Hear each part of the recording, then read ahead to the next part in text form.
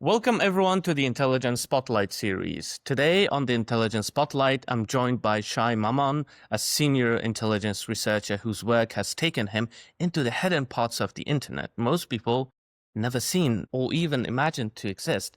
From extremist recruitment to illicit economies and covert operations, Shay has built a career uncovering what others try so hard to keep concealed. Intelligence is not just about gathering information, it's about staying one step ahead of those who wish to do harm. Terrorists, hostile states, and criminal networks. Without the right intelligence, governments, companies, even ordinary people are left exposed. It is intelligence that prevents attacks before they happen, dismantles networks before they grow, and exposes threats before they reach our streets. Shai has worked at the intersection of open source intelligence, human intelligence, and cybersecurity, training intelligence units and leading investigations under pressure where the stakes could not be higher. Today, I want to understand what he has seen inside these hidden spaces, who operates there, and how it changes the way we think about the internet itself.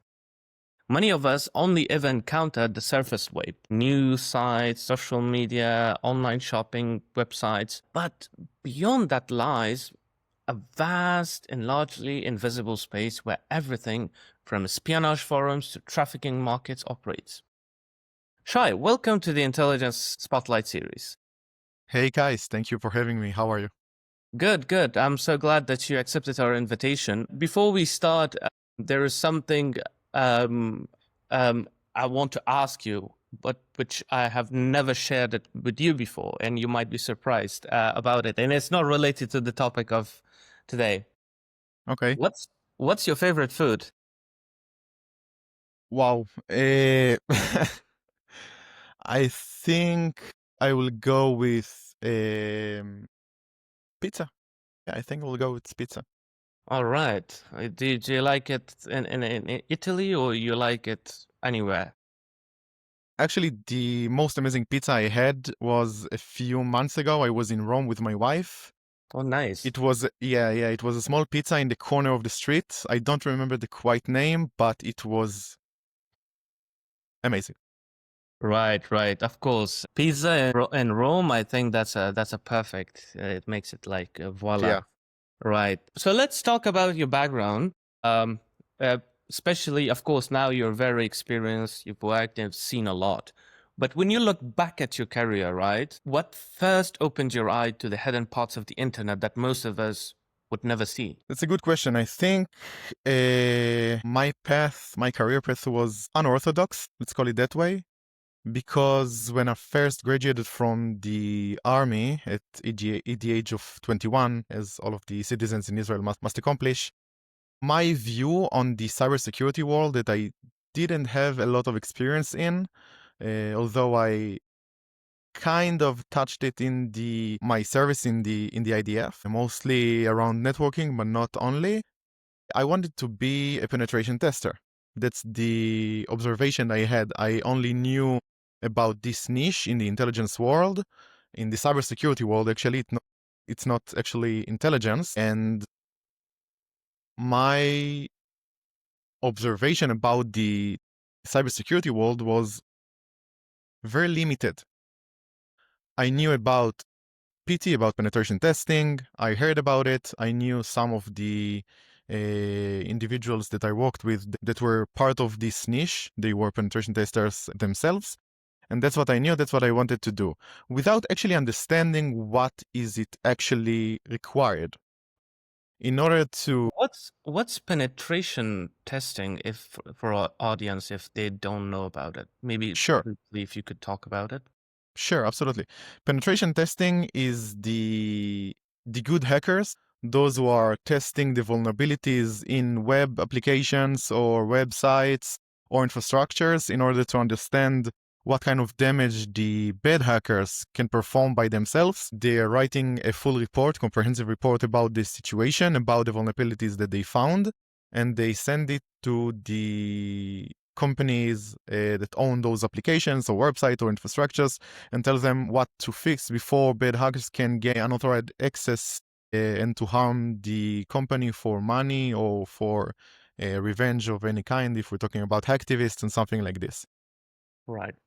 Basically, they're the good hackers. Right. Right. So yeah, trying to solve something before it gets bad. Yeah, Seeing the cracks basically. in the wall and then like you paint over it, something like that.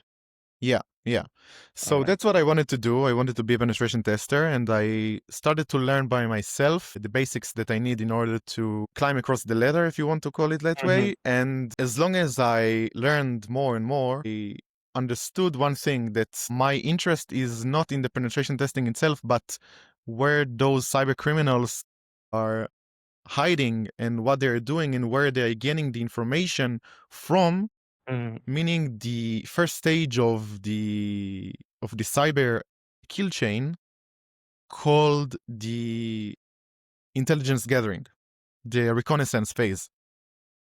And I started to learn about it. I started to read about it, and as more as I read and deep dived into this subject called intelligence, the full world that called intelligence, I understood that that's what I'm actually interested in, and that's what brings the lights into my eyes. I So see. I started with that. Wow. Wow, that's something. Yeah, it's always there is this thing when we look at, and it makes us so curious, right? And you want to find out what it is. Like, I want to be like that. I want to do that.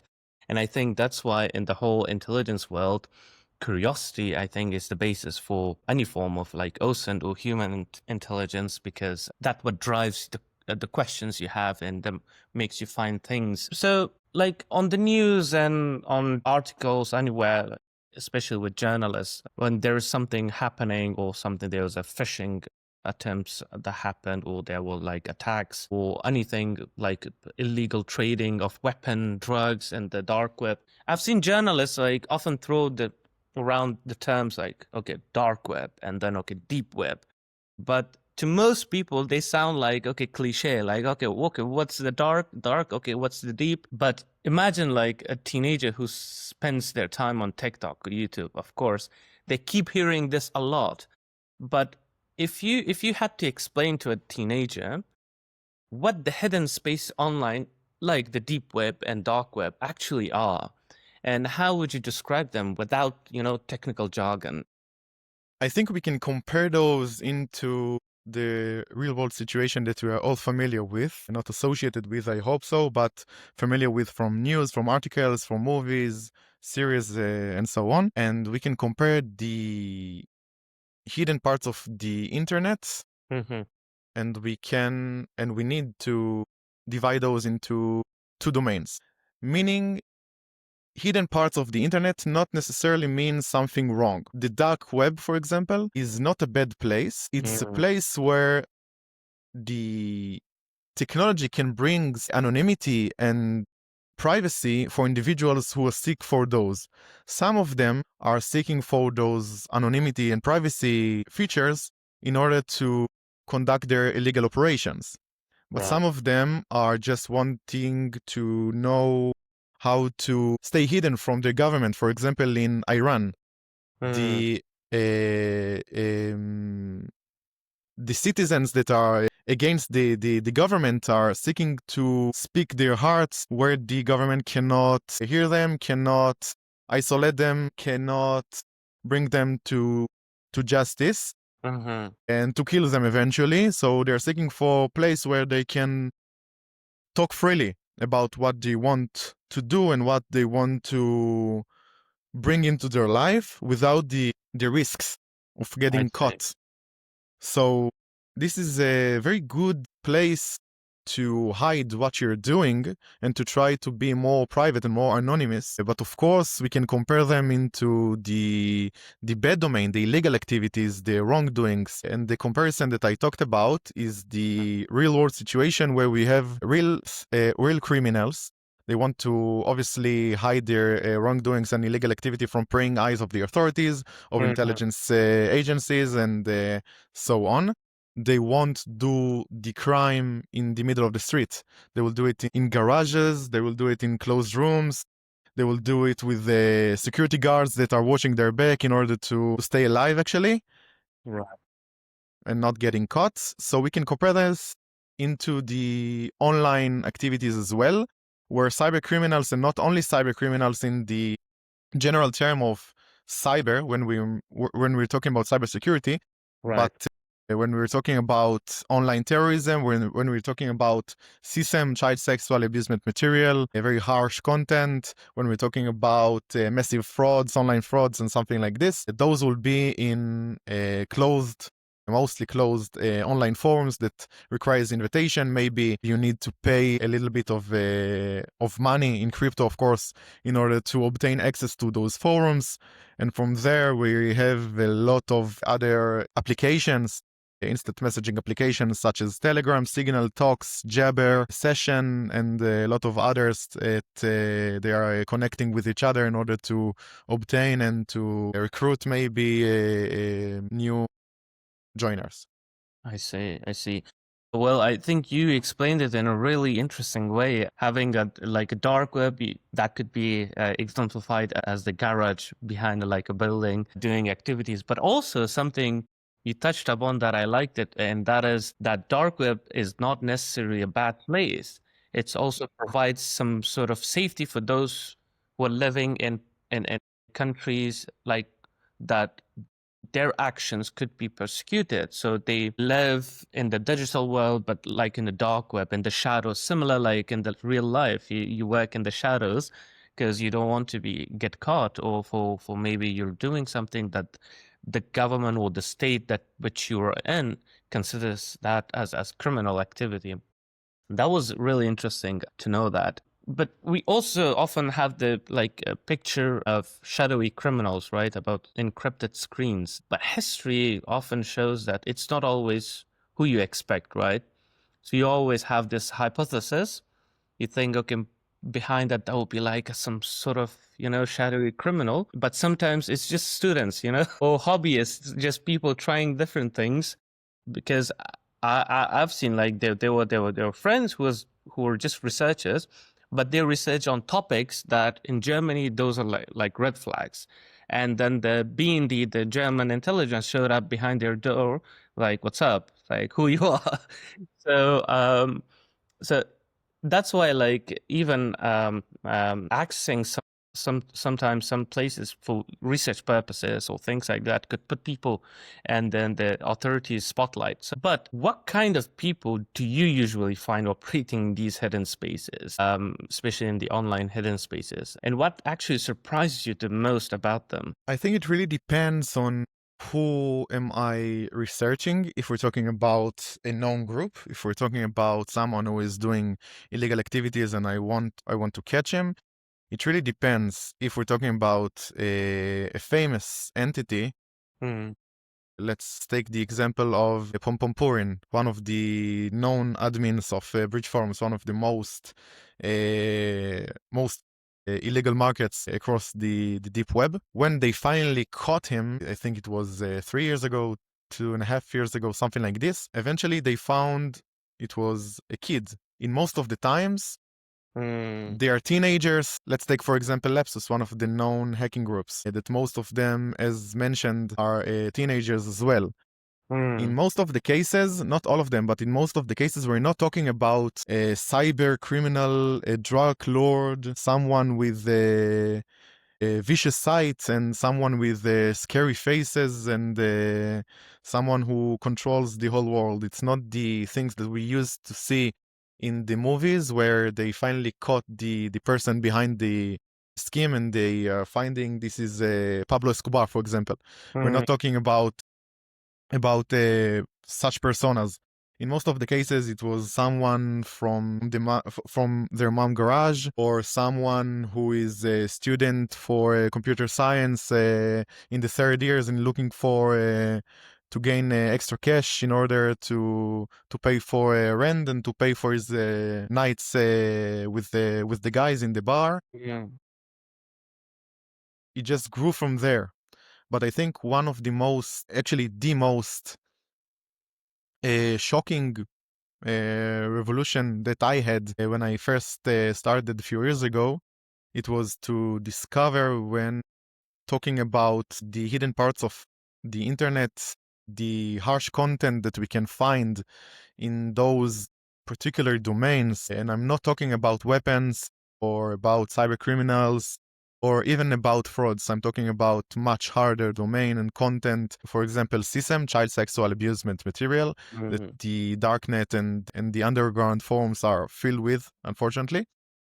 When we finally caught this individual or individuals that are behind this scheme, we can see that those are normal people, normal Right. individuals, just like you and me. They have family, they have rent to pay, they have normal jobs even, and some of them even have kids. Right. Yeah, so to gain the understanding and to find the fact that those are potentially the persons that sits next to you in the bus or in the train on your way to work is was kind of a shocking fact for me. I think it will always be such. Right. Right. Well, it's I think that's the challenge we always have. Like, and when we see strangers, we never know what they're doing in their closed spaces.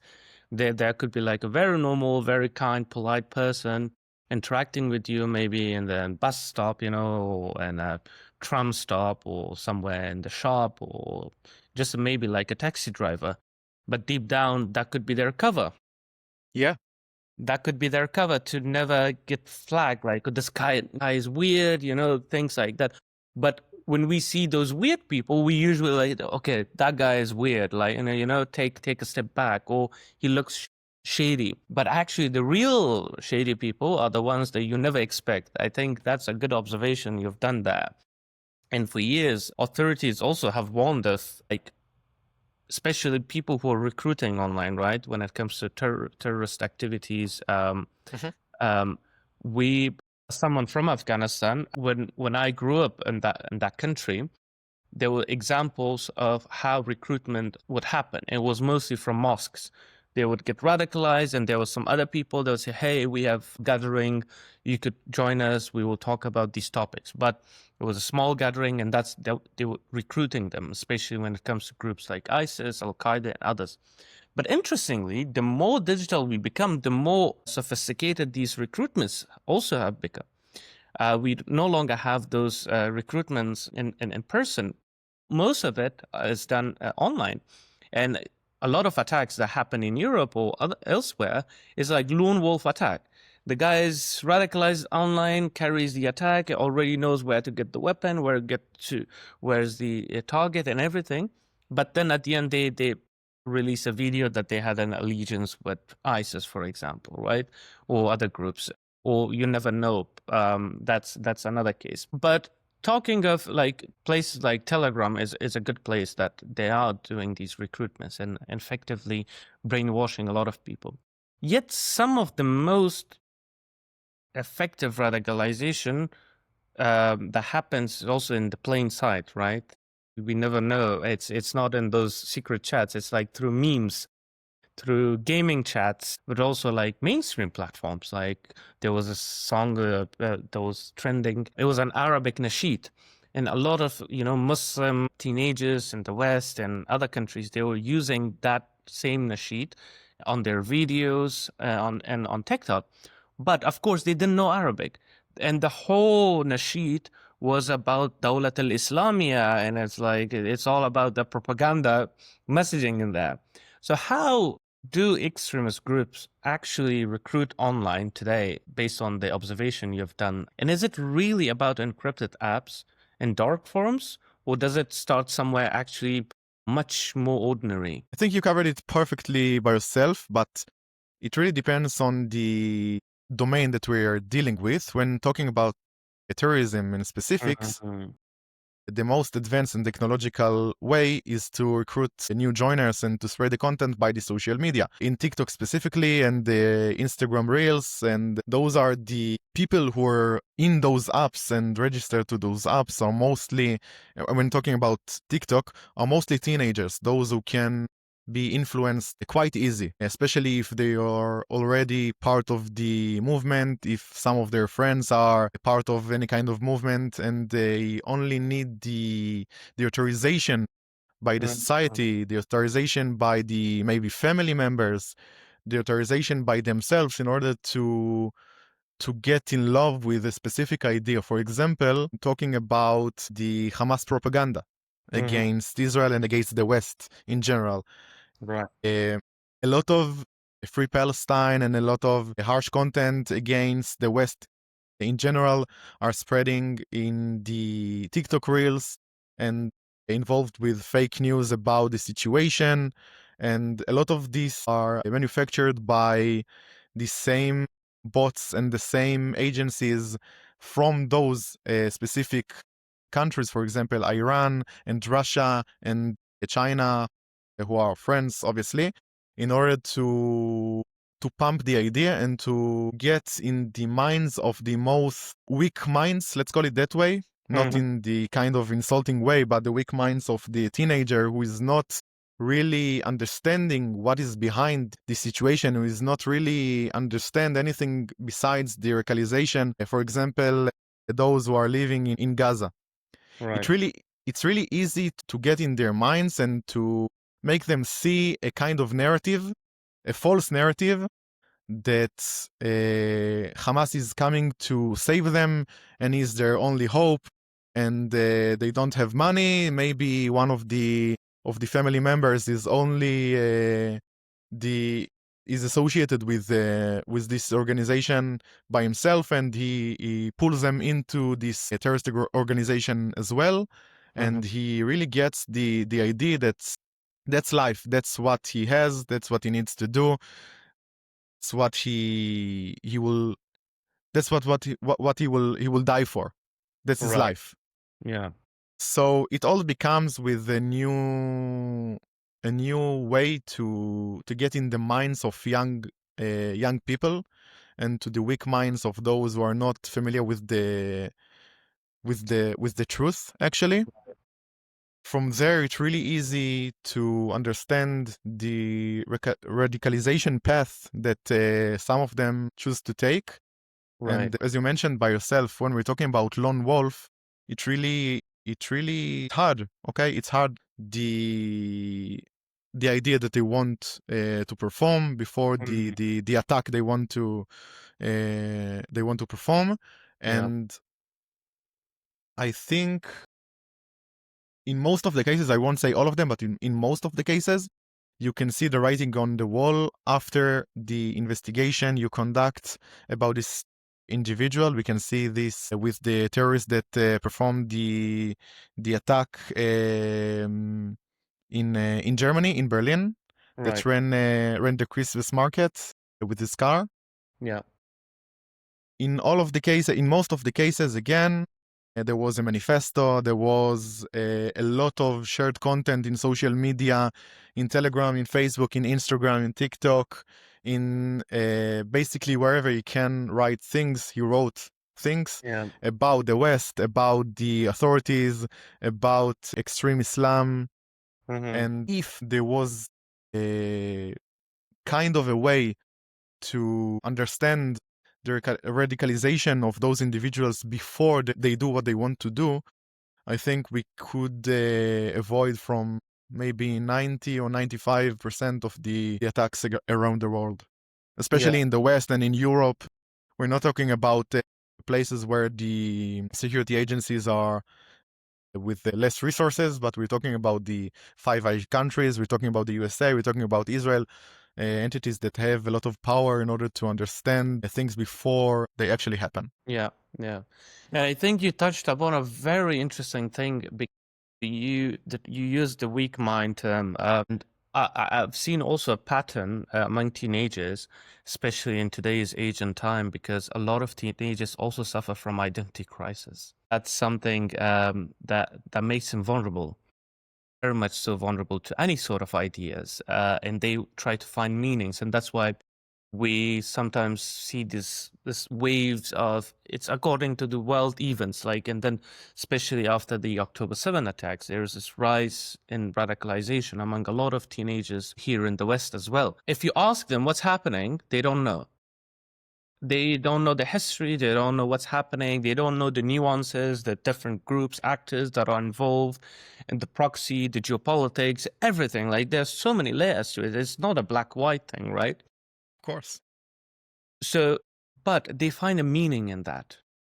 That's why they become vulnerable. They more consume it. And on the other hand, there's this issue with algorithm too. So once you view one type of content, your algorithm understands that, okay, you like this content. Let me give you more. Let me give you more.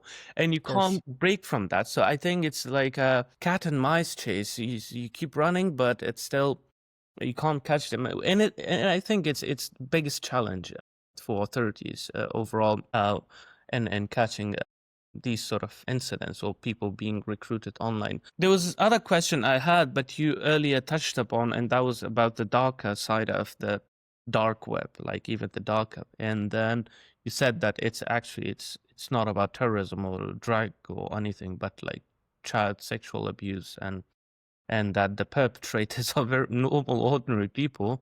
That was actually shocking for you. But let's go on the trading side of the things. Let's go on the money, where the money is, like how they survive, and these platforms. And because time and again, we hear about takedowns like once in a while that Alpha Bay was taken down, Hansa, Hydra. Yet within weeks, we see replacements emerge, right? They have their own replacements, or another company or another platform takes their space in customer niche.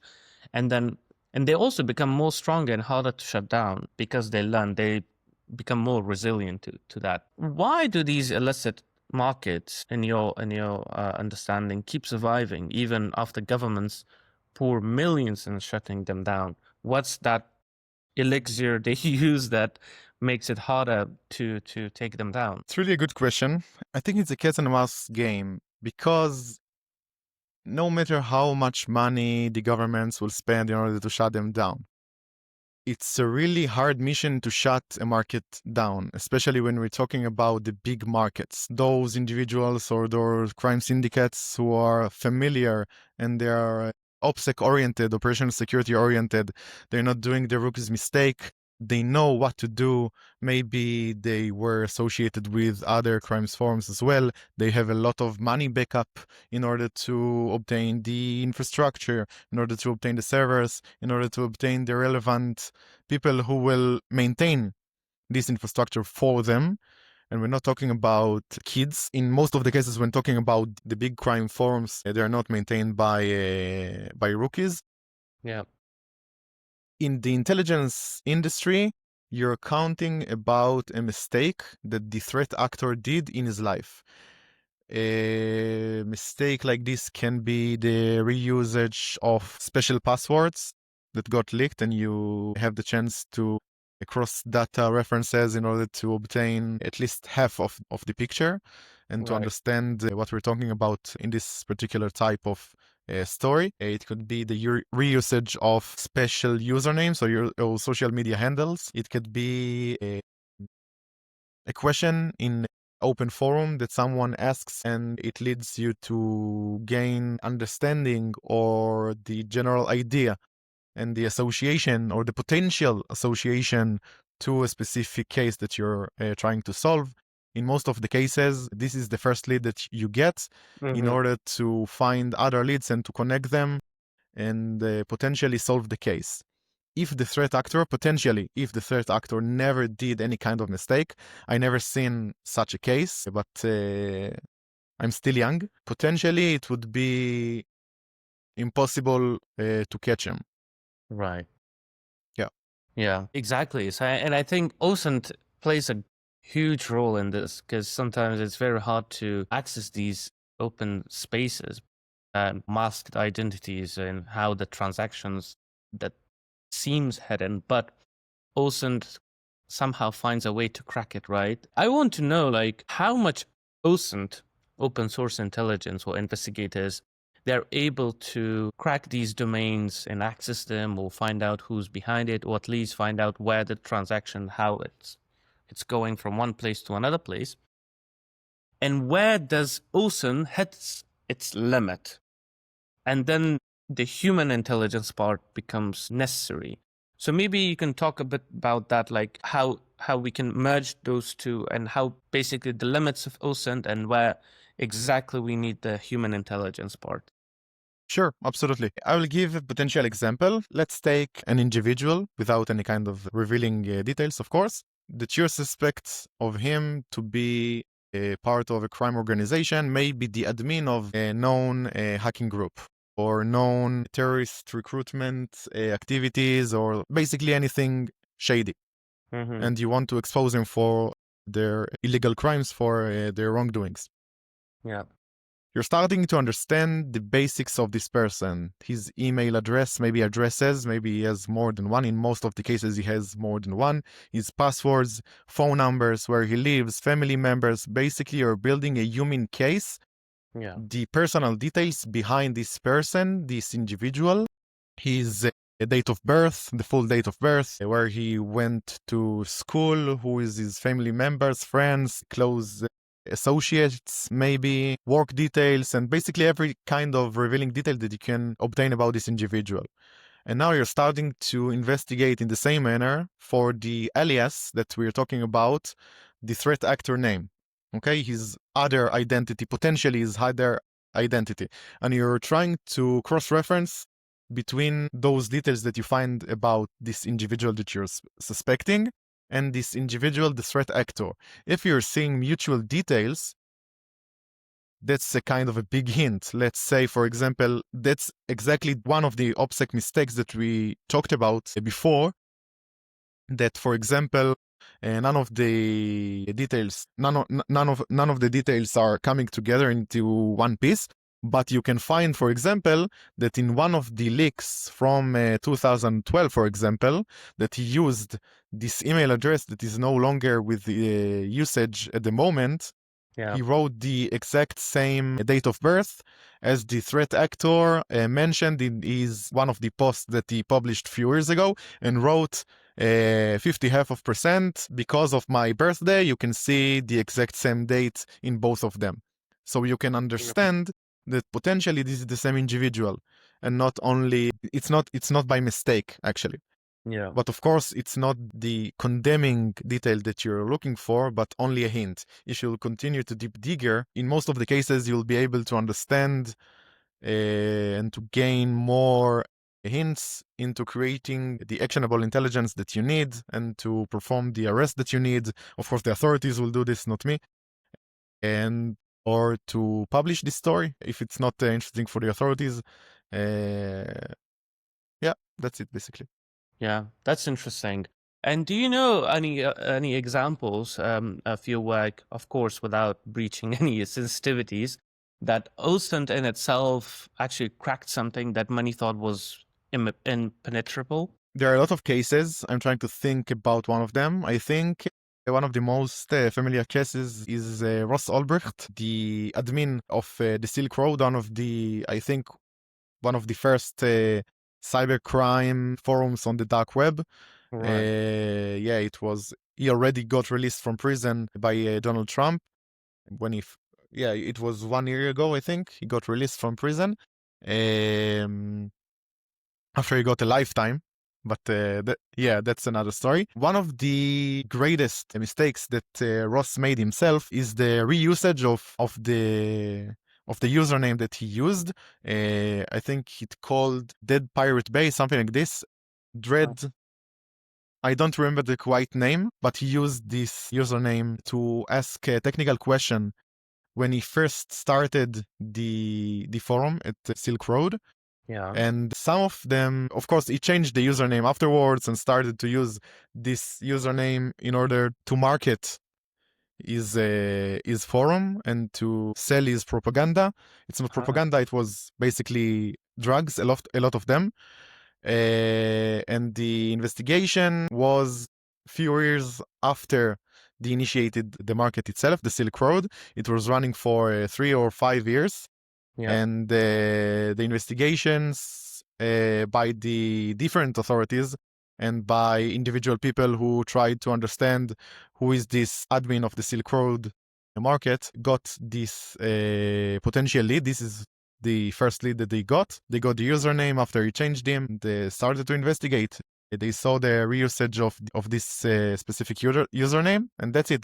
That was actually the greatest mistake that Ross did himself, that got to his arrest in the public library, where he went to basically manage the market itself from the library's Wi-Fi. Wow. Yeah, the FBI waited for him. They performed a quite impressive sting operation, and they Mhm. caught him in the admin panel of the market in real time. What's good? Yeah, Yeah. that's something quite interesting because I've also had some personal experience with some individuals operating fake accounts, doing harassments and things like very racist things that they would say and harass women. And then I somehow found the guy too, but it was hard to link him to those accounts because he used public Wi-Fi's, and I didn't have that much resources, to properly. I didn't have the FBI with me, so to like do the sting operation, things like that. But yes, that's I think maybe a discussion for another time, how these people use public Wi-Fi, so public internet, somehow disguise and use various IP addresses. But after spending, especially you, that you spend years looking into these spaces, it must change how you look at even the most ordinary websites now, right? But on a personal level for you, after seeing so much of the internet's underbelly, how has it changed the way you see the internet yourself? And what tips you give for others how to use internet today? I think I don't see any kind of difference between my starting point and today's point when talking about the general idea of harsh content and radicalization and illegal doings on the internet, online, or in general, of course. I'm optimistic. I think that if you're not seeking for those, you won't see those. Those things requires OPSEC orientation and the understanding of security and of basic security, at least on the internet and online. I think that's something that we all must possess.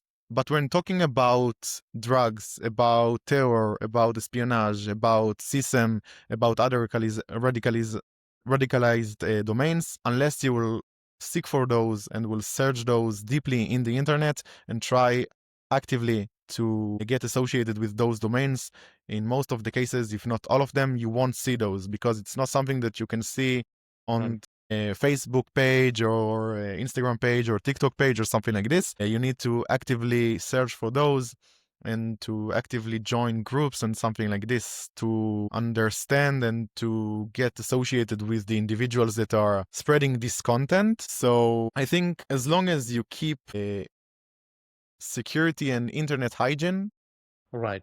you're keeping yourself safe, you're dealing with the proprietary tools, you're not seeking for those individuals who are associated potentially with online crimes of any kind. In most of the cases, actually in all of the cases, you'll be just fine.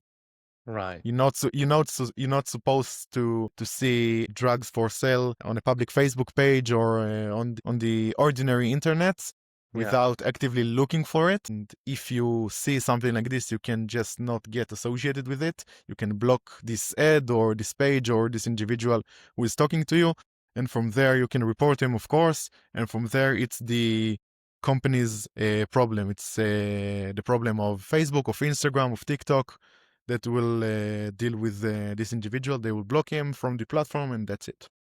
Right. Shai, thank you so much for being at the Intelligence Spotlight series. Thank you, guys. Thank you for having me.